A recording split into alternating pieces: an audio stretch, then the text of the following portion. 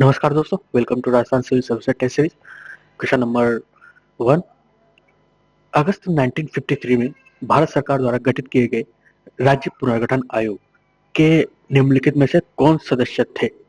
Sir तेज बहादुर Sapru, justice फजल Ali, K M Panikkar, हरदनाथ Kunzru. इनमें से कौन कौन शामिल थे? 2-3, 2-4, 2-3-4, 1-2-3-4 या नहीं मालूम? देखिए इसका सही आंसर, इसमें जस्टिस फजल अली आयोग की अध्यक्षता में राज्य पुनर्गठन आयोग का गठन किया गया था, जिसमें के एम पन्नीकर और हरदेनाथ कुंजरू ये दोनों शामिल थे। सर तेज बहादुर सप्रू ये शामिल नहीं थे, अतः यह तीसरा आंसर इसका सही है। चलिए इसकी व्याख्या देखते हैं। राज्य पुनर्गठन आयोग की स्थापना अगस्त 1953 में भारत सरकार द्वारा की गई थी। इसका उद्देश्य भारतीय राज्यों की सीमाओं को पुनर्गठन करना, ताकि प्रशासनिक सुविधा और भाषाई समानता सुनिश्चित की जा सके। इस आयोग के 3 प्रमुख सदस्य थे: Fazal Ali, K M Panikkar, H N Kunzru. राज्य पुनर्गठन आयोग 56 में अपनी रिपोर्ट प्रस्तुत करता है, जिसके आधार पर भारतीय राज्यों का पुनर्गठन किया जाता है। परिणाम स्वरूप भारत में 14 राज्य और 6 केंद्र शासित प्रदेश बनते हैं। यह भाषाई आधार पर पुनर्गठन किया गया था। भाषाई आधार पर जैसे कल्चरल प्रॉब्लम ना हो, और भाषा कल्चरल में ही आती है, कल्चरल प्रॉब्लम ना हो। आंध्र प्रदेश तेलंगाना का भी स्वरूप इसी आधार पर तैयार किया गया है। इसका गठन और मुख्य उद्देश्य, उसकी भूमिका क्या रही, प्रस्ताव, महत्व और निष्कर्ष, ये मेंस के हिसाब से किस तरह से लिखा जाना चाहिए और किस तरह से लिखा जा सकता है, कुछ इस प्रकार है। उद्देश्य, भारतीय राज्य के पुनर्गठन के कार्य मुख्यतः भाषाई आधार पर। और डॉक्टर पंडित श्रीनिवास अयंगर इसके अध्यक्ष थे। सदस्य श्रीनिवास अयंगर, एच एन कुमार स्वामी अयंगर, काजी अब्दुल हमीद इसके सदस्य इनमें शामिल थे। मुख्य उद्देश्य क्या थे? दृष्टिकोण तैयार करना, पुनर्गठन के लिए उचित दृष्टिकोण तैयार करना, पुनर्निर्धारण करना विशेष रूप से भाषाई आधार पर, और भारतीय संघ की एकता और अखंडता को बनाए रखते हुए राज्य निर्माण की प्रक्रिया को सुदृढ़ करना। भूमिका और उनके कार्य, भाषाई, सांस्कृतिक, प्रशासनिक पहलुओं को ध्यान में रखते हुए राज्य पुनर्गठन आयोग का सुझाव दिया गया था।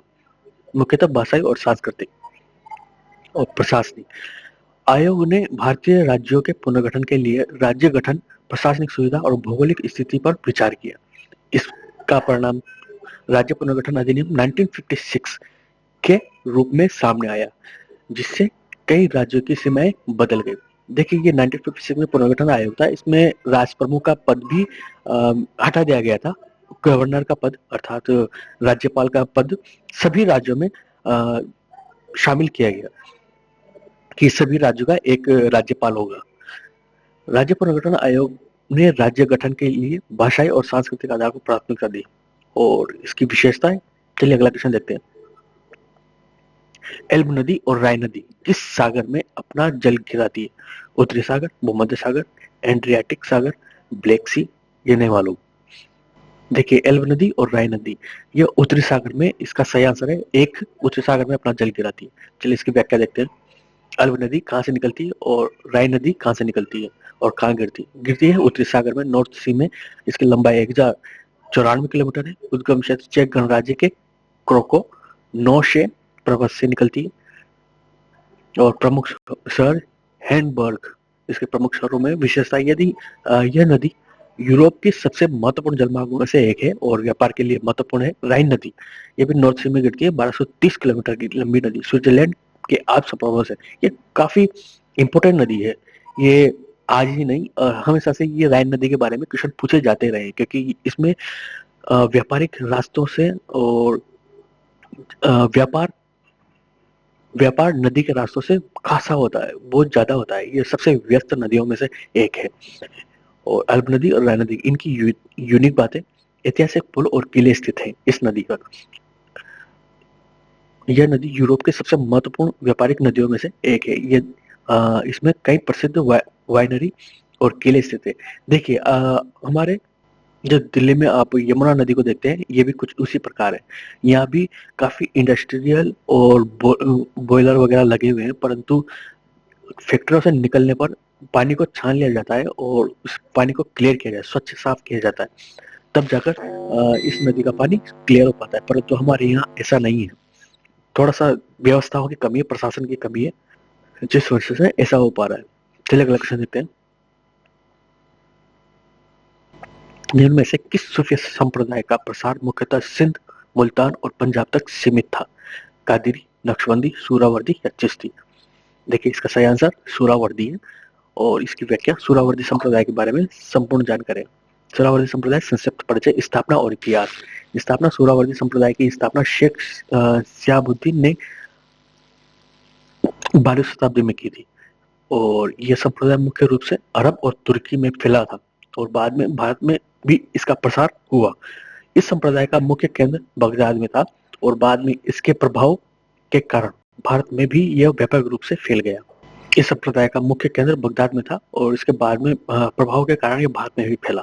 धार्मिक उद्देश्य और सिद्धांत, सूरावर्दी संप्रदाय सूफी पंथ का एक महत्वपूर्ण शाखा है। इसके सिद्धांत आध्यात्मिक जागरण, ईश्वर की समीपता की प्राप्ति के लिए ध्यान और साधना पर जोर दिया गया था। साक्षात्कार और आत्मज्ञान के माध्यम से अल्लाह के साथ एक गहरे व्यक्तित्व संबंध की स्थापना की जाती है।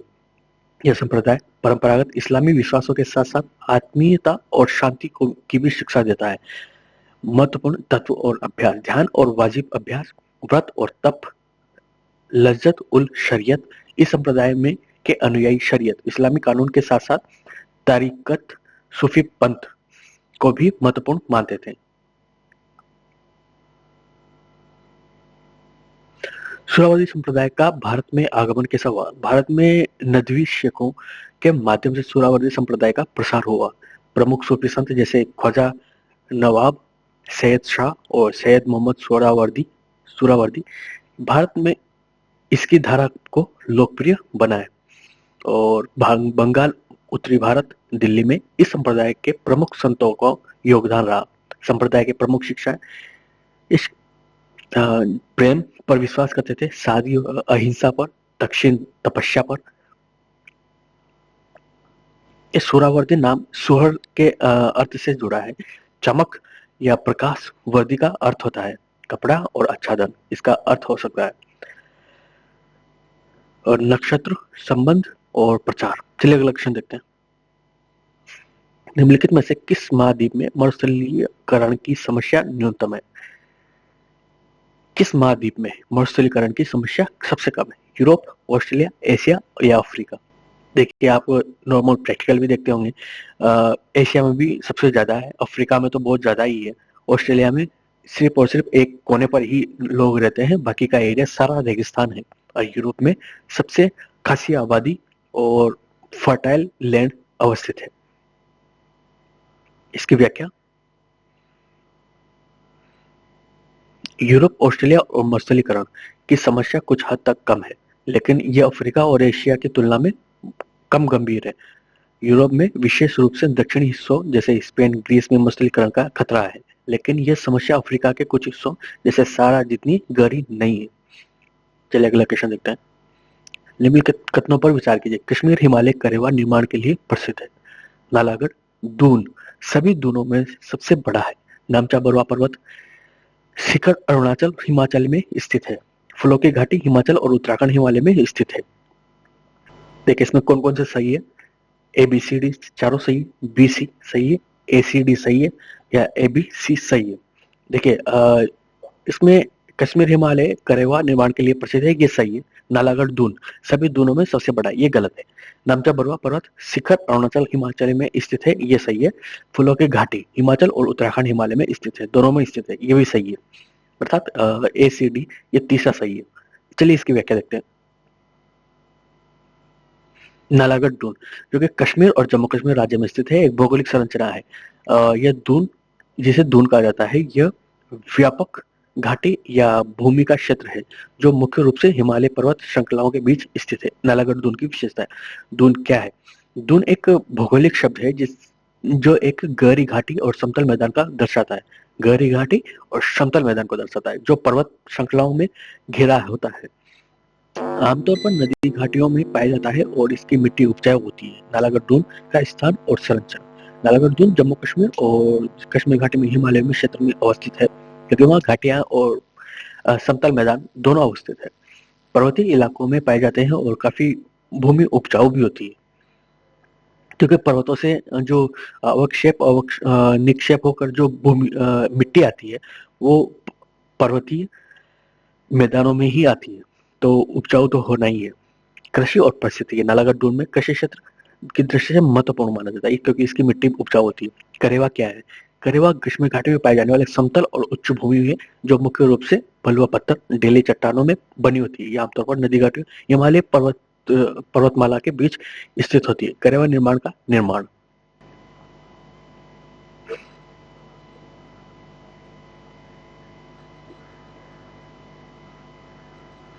नामचा बरवा और उसके प्रमुख बातें उनके, हाँ, आप स्क्रीन को पॉज करके पढ़ लीजिएगा इसे।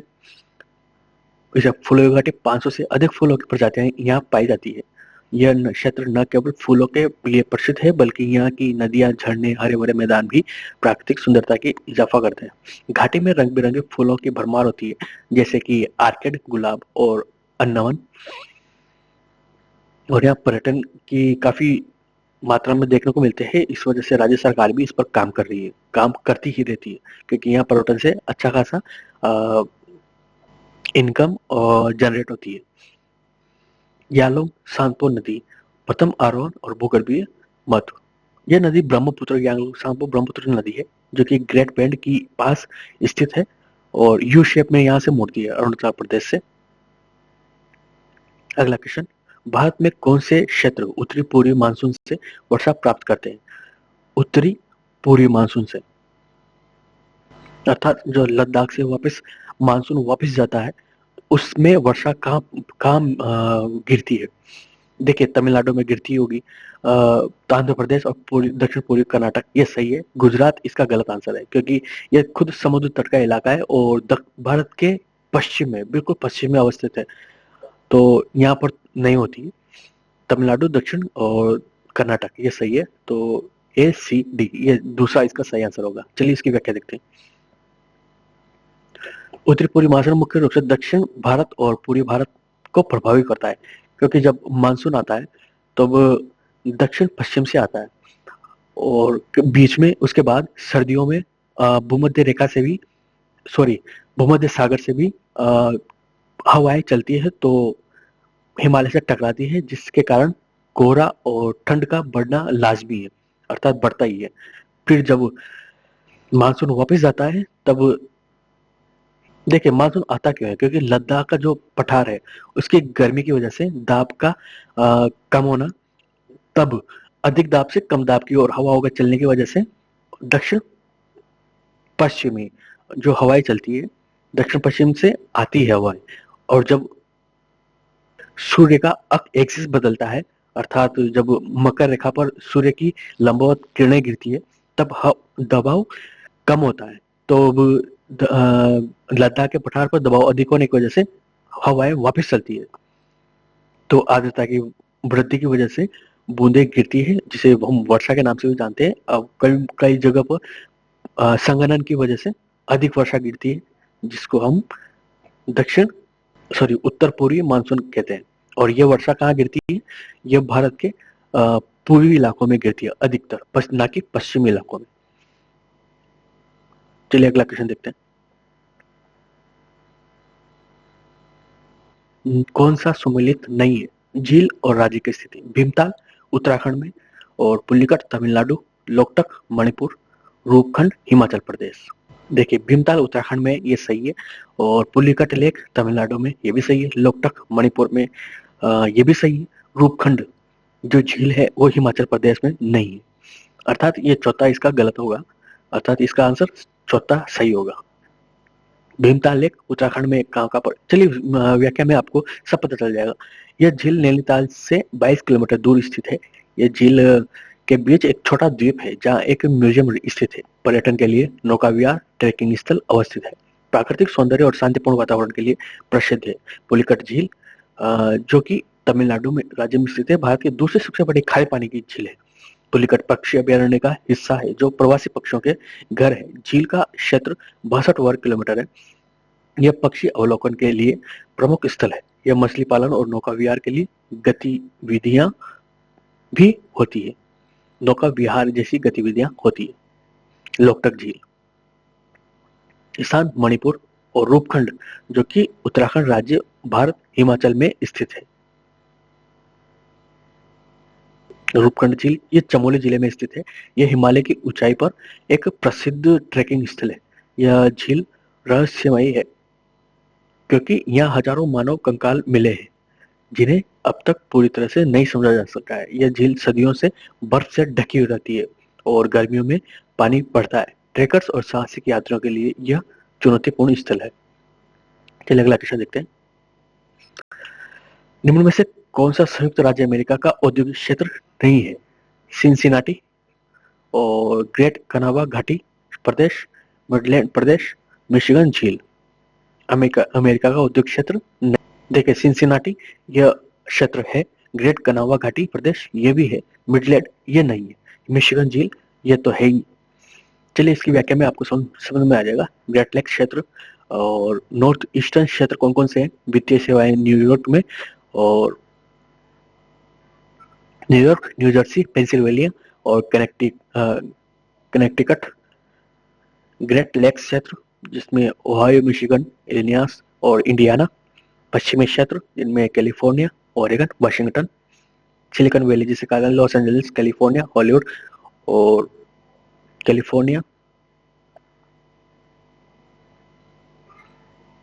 दक्षिणी क्षेत्र में टेक्सास, फ्लोरिडा। मध्य पश्चिम क्षेत्र में मिसौरी, कंसास, नोब्रास्का और Alabama, Mississippi. South Carolina, Pennsylvania, Delaware, Maryland. जिनमें कुछ क्षेत्रों मिडवेस्ट में सर शिकागो, डेडास, ये क्षेत्र तो हम पहले भी देख चुके हैं, परंतु ये ऑटोमोबाइल, स्टील मशीनरी के लिए फेमस है। न्यूयॉर्क, बेस्टन, फिलाडेल्फिया ये टेक्नोलॉजी, शिक्षा, वित्त के लिए फेमस है। और साउथ में ये ऊर्जा, एरोस्पेस, कृषि क्षेत्र है। ह्यूस्टन, अटलांटा, डलास और Los Angeles, San Francisco, Seattle जो कि टेक्नोलॉजी, बायोटेक और फिल्म के लिए फेमस है। साउथ वेस्ट में फिनिक्स, लॉस वेगस और अल्बुकर्क पर्यटन, खनन और निर्माण क्षेत्र के लिए प्रसिद्ध है। मिशिगन क्षेत्र, मिशिगन झील का औद्योगिक क्षेत्र संयुक्त राज्य में मध्य पश्चिम में स्थित है। यह क्षेत्र मिशिगन झील के आसपास फैला हुआ है। मिशिगन झील के पास में औद्योगिक क्षेत्र मुख्य रूप से इलिनॉइस, शिकागो, मिशिगन, विस्कॉन्सिन और इंडियाना राज्यों में फैला है। बाकी आप पढ़ लीजिएगा, इसको पॉज करके आप पढ़ लीजिएगा कीजिए। Thank you.